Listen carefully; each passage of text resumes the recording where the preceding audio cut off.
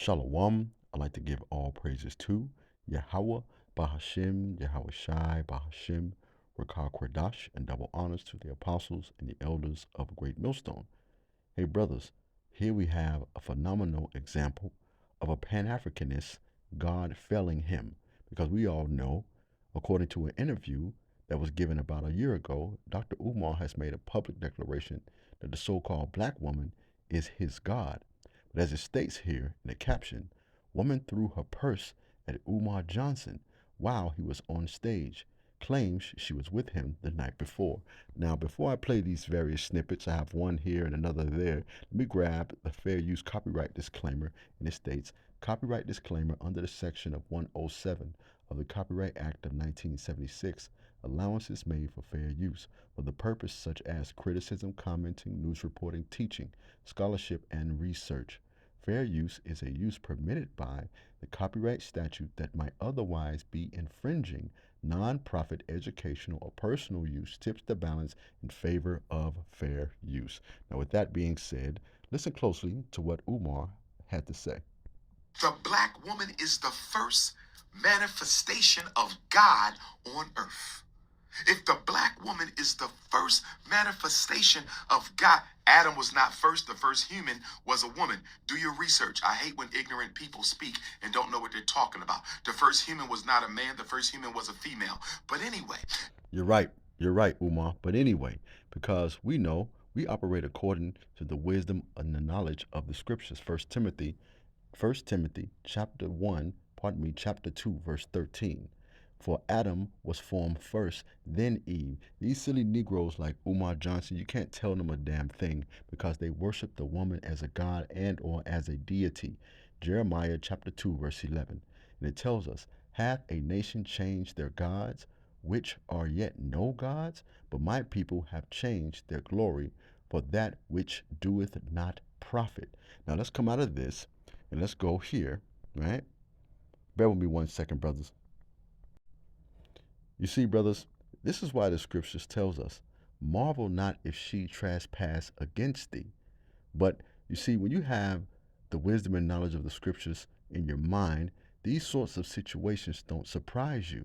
You know not to deify the woman because we know that she is the weaker vessel. Weaker than who? The man. Because we know first it's the Heavenly Father, Yahweh, then it's Yahweh Shai, then it's the man, then the woman, then the children.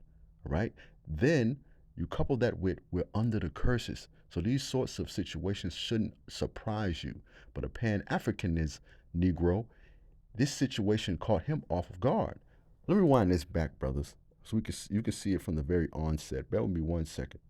Watch closely. And sisters, and the white man knows you well because he's written books on you. How many books? They say the Negro entrepreneur. Who's that queen? Now, if you heard him, he said, who's that queen?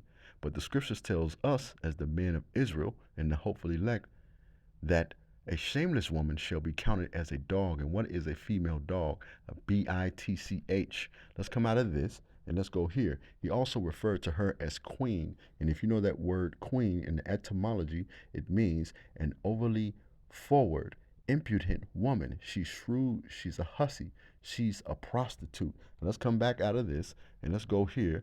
And let's... You wasn't with me last night. I never seen you in my life. Look at my book. Look at my bag. I like how confused Umar looked during this interaction here. But as the curses tells us in Deuteronomy chapter 28, verse 15 on down, when the Lord scattered us, He's going to give us a mind and a heart of weariness and confusion. But let's continue. I'm going to keep speaking. I've never seen a sister a day in my life. Brothers and sisters, clap it up for the ancestors. Clap it up for the Most High. Clap it up for Black excellence. If you notice, he said, I never seen this sister a day in my life. Hey, Umar, newsflash to you. The scriptures tells us, who is my, and I'm just simply paraphrasing here, who is thy mother and thy sister and thy brother, but those that do the will of who? My heavenly Father who's in heaven. Let's proceed. Clap it up for positivity. Yes. Yes. We're going to stay focused. We're going to stay focused. No weapon formed against us shall prevail. Brothers and sisters. You see, it's ironic that the very Bible he doesn't believe in, he's quoting, right? And if also you brothers notice, man, it took 3 or 4 grown damn men to get that big ass woman out of there, man. And they was having a hard time. But nevertheless, brothers, let's go to Ecclesiasticus chapter 42, verse 11. And it reads, keep a sure watch over a shameless daughter. Why is that? Lest she make thee a laughing stock to thine enemies, and a byword in the city, and a reproach among the people, and make thee ashamed before the multitude. I can assure you that her father, he's not shocked or surprised, but he's embarrassed by his daughter's atrocious behavior. How do we know for sure? Ecclesiasticus chapter 22, verse 5. She that is bold, just like this woman behaved, dishonoreth both her father and her husband, but they both shall despise her. And the scriptures prophesied that our women would conduct themselves this way. But how do we know to be certain? Jeremiah chapter 31, verse 22. And it reads, how long wilt thou go about, O backsliding daughter? For the Lord hath created a new thing in the earth. A woman shall compass a man. And what is the definition of compass? Let's look at it in the verb form. The first and the second definition. The first definition means to go around something in a circular course. Did this woman not attempt to go around his security? Of course she did. Definition number 2 means to contrive something, to accomplish. Let's go to the definition of contrive. It means to create or bring about an object or situation by deliberate use of skill and artifice. A synonym, let's grab a few of them. It means to engineer, to manufacture, to devise, to concoct. This woman thought up, she dreamed about, she came up with, hey, how can I embarrass this man? But as it's stated in the scriptures, man, in Ecclesiasticus chapter 26, verse 27, a loud and crying woman and a scold shall be sought out to drive away enemies. As I mentioned before, I'm an Israelite man who grew up with dozens of Israelite women in my family. When a woman gets in that mode, when she's cursing, she's carrying on, she's drunken with the wine of Babylon, she can drive away your damn enemies, man. The women in this captivity are whimsical, they're capricious, man, and you have to expect the most arbitrary and random behavior from them. And furthermore, did you see that horrific body that I believe, in my humble opinion, if they would have left this woman alone, she would have took off all of her clothes.